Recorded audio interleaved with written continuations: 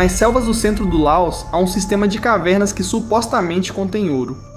Em 20 de maio, 8 homens entraram na caverna em busca de ouro para mudar de vida. Em vastas áreas do Sudeste Asiático, a verdadeira dimensão de um grande desastre de inundação está se tornando mais clara. A mesma montanha que eles entraram em busca de riquezas se tornaria uma armadilha. Os túneis começaram a se encher de água. O caminho atrás deles desapareceu, e nem todos os 8 homens conseguiriam sair vivos.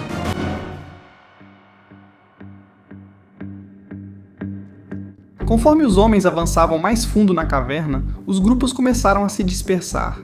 Acredita-se que 2 deles tenham ido mais fundo na caverna, explorando novas profundezas jamais amplamente visitadas. Os outros 6 ficaram um pouco mais para trás, procurando ouro ao redor da quinta câmara. A caverna já havia separado o grupo em 2, mas nenhum sabia que o verdadeiro perigo vinha de fora.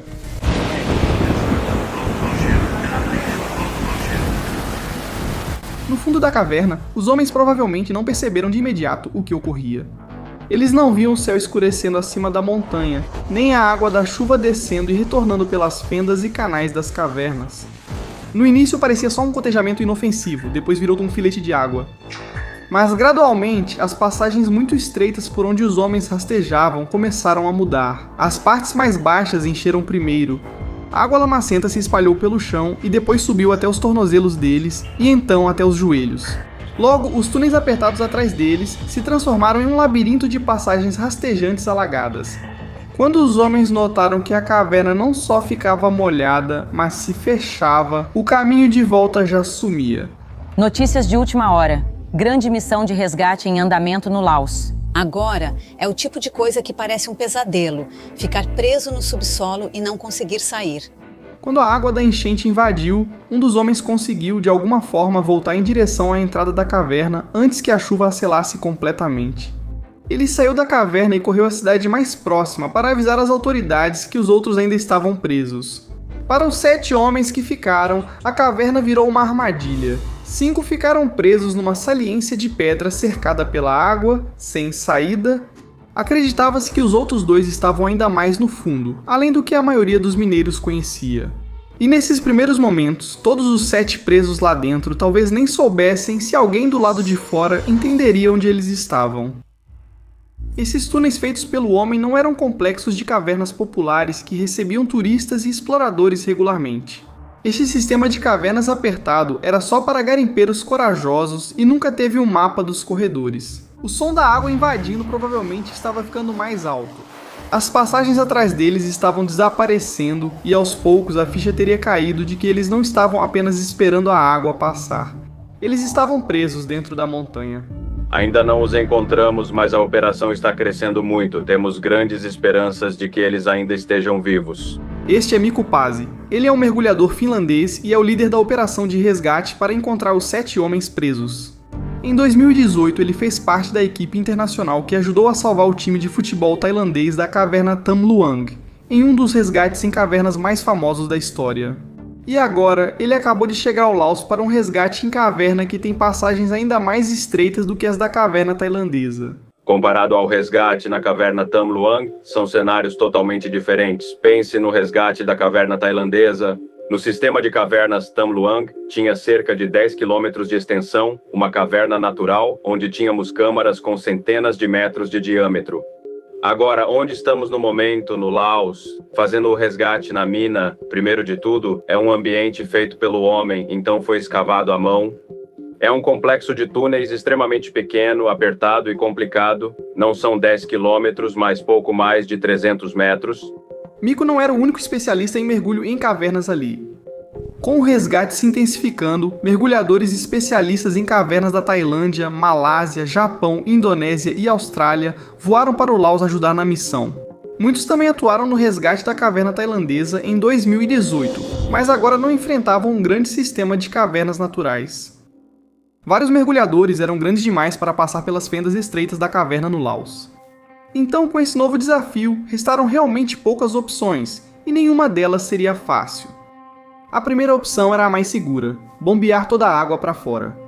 Em teoria, os socorristas poderiam colocar bombas perto das áreas alagadas e começar a retirar a água da caverna. Assim, mangueiras poderiam devolver a água para a entrada ou transportá-la para longe da mina. Se o nível da água baixasse o suficiente, as passagens estreitas poderiam começar a se abrir novamente. Os homens presos não precisariam mergulhar e poderiam rastejar para fora do mesmo jeito que entraram. Esse método só funcionaria se as bombas removessem a água mais rápido que ela entra na caverna, o que é muito difícil durante a temporada de monções. A segunda opção seria muito mais perigosa: enviar mergulhadores para dentro.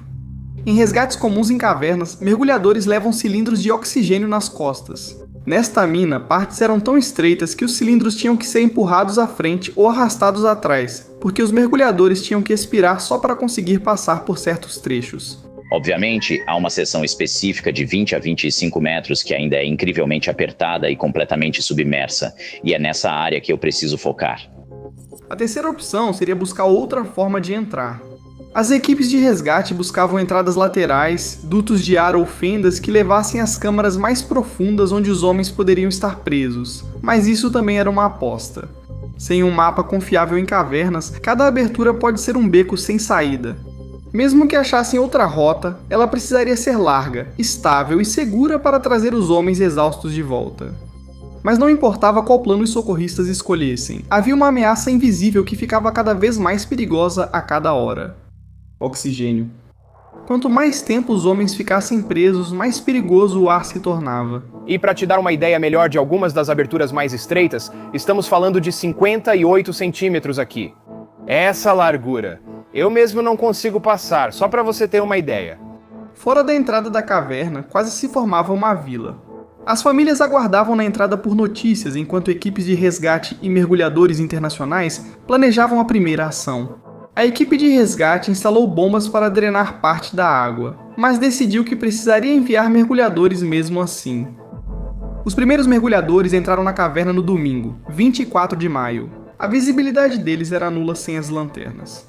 A água estava turva, os túneis eram apertados e, diferente de uma caverna natural com grandes câmaras e passagens previsíveis, essa mina havia sido escavada manualmente em qualquer direção que os mineiros seguissem a rocha. Na verdade, um dos maiores riscos com que estamos lidando está logo na Câmara 1. Chegar até a Câmara 1 é bem apertado, é incrivelmente apertado. E há um pouco de água no fundo também, junto com todos os cabos de comunicação, todos os tubos de bombeamento, todo o equipamento diferente que precisamos para dar suporte às pessoas que estão dentro da caverna. Mas essa não era uma missão em que eles podiam entrar e logo alcançar os homens. Nos dias seguintes, socorristas enfrentaram água lamacenta, túneis estreitos, pouca visibilidade e um sistema de cavernas não totalmente mapeado. Cada tentativa de ir mais fundo na mina era lenta e perigosa. Os mergulhadores não estavam apenas nadando para frente. Eles exploravam a caverna, avançando pelos corredores, checando bolsões de ar e tentando descobrir onde os homens presos poderiam estar vivos. Durante 3 dias, ninguém sabia se a missão seria um resgate ou apenas a recuperação de corpos. Só na quarta-feira, 27 de maio, que Ben e Miko finalmente avançaram em direção a um dos últimos bolsões de ar restantes na mina. Esse era um dos últimos lugares onde os homens ainda poderiam estar vivos. Ok, que bom que todos vocês estão vivos. Está tudo bem, está tudo bem, está tudo bem. Está tudo bem, não chore, não chore. Quantas pessoas estão aqui? 5 pessoas? Certo, 5 pessoas. Hã? 5 pessoas? Benz e Miko chegaram à quinta câmara, um dos últimos bolsões de ar onde os socorristas achavam que os homens poderiam ter chegado. Pegue isto primeiro. Leia. Meu nome é Benz e eu sou tailandês. Estou aqui para ajudar todos. Vamos encontrar uma maneira de te ajudar. Fique calmo, tá bom? Tudo bem, tudo bem. Enquanto os mergulhadores entregavam comida e suprimentos, os homens começaram a falar para a câmera, enviando mensagens para suas famílias. Olá, não se preocupe, mãe. A equipe de resgate chegou agora. Nós ainda estamos fortes. Amanhã ou depois de amanhã estaremos em casa. Dê um abraço na mamãe por mim. Olá, não se preocupem, mamãe e papai. Nós ainda estamos fortes. Amanhã ou depois de amanhã estaremos em casa. Dê um abraço na mamãe por mim. Olá, meu nome é Lan. Não se preocupe, mamãe. A equipe de resgate chegou. Eu ainda estou saudável e forte. Eu vou te ver quando sair, mamãe. Meu nome é Khan. Ah, minha mãe, minha esposa, meus filhos, não se preocupem comigo, eles chegaram. Amanhã ou depois de amanhã eu vou sair, meus filhos. Aguentem firme, sejam fortes aí. Olá, mãe. Estou seguro. Em 2 ou 3 dias vou sair para te ver. Não se preocupe. Tenho energia e estou muito forte. Pareceu um milagre por um instante, mas o mais difícil ainda viria. Ben e Miko precisaram retornar, mergulhar de volta pelos mesmos túneis alagados e planejar como levar os 5 homens recém-encontrados de volta às suas famílias. Depois vou bombear a água para baixar o nível e vocês poderão sair andando? Sim, nós podemos. Ok, por enquanto descansem um pouco, nós voltaremos. Miko e Benz conseguiram atravessar a rede de passagens e voltaram à terra firme. Ao contar à equipe de resgate o que encontraram, toda a missão mudou imediatamente. É o milagre que todos esperávamos, mas temíamos não presenciar. 5 homens presos por uma semana em uma caverna alagada no Laos foram encontrados enlameados, exaustos, mas vivos. Mas o que eles esperavam encontrar eram corpos quando entraram lá. E quando viram aqueles 5 rostos sorrindo para eles no escuro, houve sorrisos, euforia, mas também lágrimas. Os homens estavam fracos, famintos e sentados na escuridão há mais de uma semana. Isso fez com que o plano inicial fosse apenas mantê-los vivos onde estavam. Mergulhadores trouxeram água, comida leve, sais de reidratação oral e suprimentos médicos básicos, mas até isso exigia cuidado. Após tanto tempo sem comer, não podiam se alimentar de uma vez. Precisavam recuperar as forças gradualmente enquanto os socorristas atuavam fora da câmara. Eles esperavam bombear a água da caverna para que os mineiros saíssem andando ou rastejando. Mas se a água não baixasse rápido o suficiente, o plano de contingência era assustador. Os mergulhadores talvez tivessem que guiar os homens para fora, um por um, pelas partes submersas da mina. Isso exigia preparar cilindros de oxigênio, cordas, lanternas, máscaras e equipes de apoio no percurso. Também avaliavam se os 5 homens exaustos e sem experiência em mergulho em cavernas conseguiriam sobreviver às passagens submersas estreitas que até mergulhadores experientes tinham dificuldade para atravessar. Enquanto tudo isso ocorria, os socorristas ainda não esqueciam os 2 homens desaparecidos mais fundo na caverna. Acabamos de falar ao telefone com o mergulhador-chefe do resgate, Miko Passi. Ele disse que o plano era tirar os mineiros e bombear a água da caverna, mas agora os socorristas duvidam que vá funcionar. A chuva continuou ao longo da semana e cada vez que chovia, partes da caverna se enchiam novamente de água. A equipe decidiu que teria que enviar seus mergulhadores de volta e tirar os homens um por um. Nos próximos dias, eles vão ver se conseguem ensinar os mineiros a mergulhar com cilindro, o que pode ser muito perigoso tanto para os mineiros quanto para os socorristas. Mas o que está claro agora é que eles vão ficar lá por pelo menos mais alguns dias. Ao retornarem à 5ª câmara, Miko e Benz ensinaram os 5 sobreviventes a respirar com o equipamento de mergulho e manter a calma nos corredores alagados. Durante toda a jornada, respire só pela boca, nunca pelo nariz. Consegue. Lute, vamos, lute. Na sexta-feira, 29 de maio, 9 dias depois de ficar preso na caverna, Luen foi o primeiro a testar se o equipamento de mergulho realmente funcionava. Na 5ª câmara, Ben e Miko o ajudaram a vestir o equipamento de mergulho e o regulador. Deixaram claro para Muen que ele precisava respirar, manter a calma e confiar nos mergulhadores.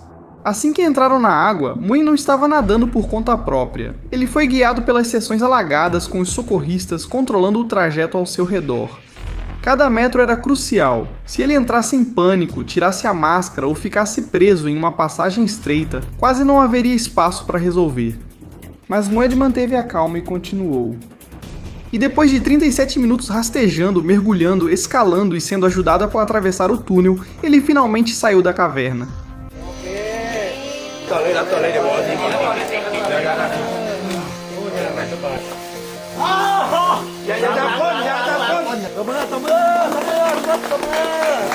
Quando Moed saiu da caverna, isso mudou tudo. Pela primeira vez, socorristas tinham provas de que seu plano podia funcionar. Quanto aos outros 4 garimpeiros que foram localizados e aos 2 que ainda estão desaparecidos, é mais uma noite no escuro. O plano era voltar no dia seguinte e repetir o mesmo processo com os outros 4. Após a retirada de Muaid na sexta-feira, os demais passaram mais uma noite na caverna, esperando na saliência de pedra enquanto os socorristas se preparavam para a próxima tentativa. Podemos perguntar sobre os outros 4? Qual a condição deles e o cronograma para retirá-los? Será durante o dia? Certo, 4 deles já começaram a apresentar alguns problemas de saúde. Alguns deles estão com problemas estomacais, outros têm problemas de pele e também a pele das mãos e dos pés está com problemas porque eles ficaram em uma área úmida por muito tempo. Naquela noite, os 4 homens restantes tentaram dormir na quinta câmara, cientes de que não poderiam dormir ali por muito mais tempo. No dia seguinte, a equipe de resgate se reuniu às 9h fora da caverna. O plano era entrar e retirar os 4 sobreviventes conhecidos, um a um. Como o nível da água na caverna baixou além do esperado, os socorristas viam ali uma das últimas chances de resgatar os 4 homens com vida. Enquanto os socorristas se preparavam para entrar novamente na caverna com seus equipamentos, algo totalmente inesperado aconteceu. Os 4 homens saíram da caverna por conta própria.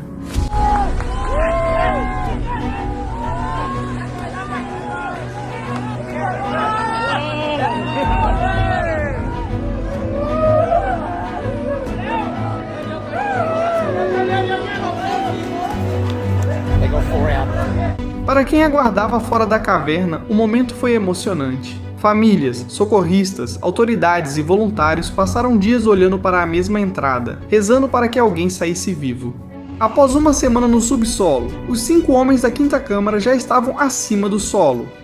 Mesmo assim, a missão não tinha terminado. 2 homens ainda não foram encontrados em uma área mais profunda da mina. 5 famílias receberam a notícia porque rezavam, enquanto outras 2 ainda buscavam respostas desesperadamente. Eles acreditavam que havia uma 6ª câmara ainda mais profunda na mina. Pode ser que este fosse o único ponto da mina não verificado, onde os 2 mineiros desaparecidos poderiam estar. Os socorristas achavam que só era possível chegar à 6ª câmara por uma fenda estreita no fim da 5ª câmara. Mas não se tratava apenas de explorar mais fundo a caverna. Essa fenda era muito inacessível, tanto pela estreiteza quanto pela água lamacenta e chuvas fortes que enchiam o corredor. Mas mesmo que conseguissem chegar à 6ª câmara, os socorristas temiam que eles já tivessem ficado sem tempo, até que uma nova informação surgiu. Ainda há esperança de encontrar hoje as 2 últimas pessoas presas nas cavernas alagadas do Laos. Socorristas disseram ter ouvido batidas nos túneis. Eles ainda estão vivos? Após dias de buscas, as emissoras noticiaram que socorristas ouviram batidas do fundo da caverna. Os socorristas no fundo da caverna batiam com um martelo esperando um sinal de volta. Inicialmente, parecia que algo respondia às batidas. Quase imediatamente, a história se espalhou além do Laos, mas o problema era que isso não era totalmente verdade. Esclareço que fui eu quem fez o barulho das batidas mencionado pelas pessoas. Fui eu dentro do tubo vertical, batendo na parede e tentando ouvir uma resposta. Eu realmente ouvi algo que não reconheci, mas não descreveria como uma batida. Parece que houve alguma tradução errada e um pouco de falsa esperança com base no que eu estava tentando relatar. Com a rachadura na parte de trás da 5ª câmara se tornando perigosa demais para forçar a passagem, os socorristas começaram a procurar outra forma de entrar. Se não conseguissem chegar à 6ª câmara pela mina alagada, talvez pudessem alcançá-la por cima. As equipes se espalharam pela montanha procurando buracos, dutos, passagens laterais ou qualquer abertura que pudesse levar até a 6ª câmara. A maioria deles não levava a lugar nenhum. Mas eventualmente, os socorristas encontraram uma abertura que mudou a busca novamente. Era um poço vertical que descia mais de 60 metros diretamente para dentro da montanha. O mergulhador de cavernas Josh Richards desceu de rapel nesse poço profundo, buscando uma entrada para a 6ª câmara. Mas quando ele chegou ao fundo, a cerca de 70 metros de profundidade, era mais um beco sem saída. Mesmo o melhor cenário já parecia difícil de acreditar. Sem contato confirmado e sem uma fonte de ar confirmada, as chances de encontrá-los vivos diminuíam a cada dia. Oi pessoal, só passando para avisar que estou saindo do Laos. É uma grande prova da dedicação dos caras que ficaram para fazer isso, porque eles continuam se arriscando e lidando com esse estresse de forma contínua. Mesmo após a saída desses especialistas, as equipes de resgate locais continuaram buscando outra entrada na montanha. Nesse ponto, já haviam se passado mais de 2 semanas desde que aqueles 2 homens entraram nas cavernas, sem sinais de vida e com poucas chances de serem encontrados. No sábado, 6 de junho, a busca pelos 2 últimos mineiros desaparecidos foi oficialmente encerrada. Ainda assim, ninguém sabia onde estavam os 2 últimos homens. Eles podiam ter ficado presos na sexta câmara, morrido em algum lugar mais profundo na mina alagada, ou havia outra teoria. Alguns questionaram se os 2 homens fugiram no início da inundação antes que os socorristas soubessem quem estava desaparecido. Como entrar na mina já era ilegal, esses 2 homens podem ter tido medo de se apresentar e admitir que estavam lá. Se essa teoria fosse verdadeira, os homens que todos estavam procurando nunca estiveram realmente dentro da caverna. A missão acabou terminando com a mesma pergunta que eles tentavam responder havia dias: onde estavam os 2 últimos mineiros?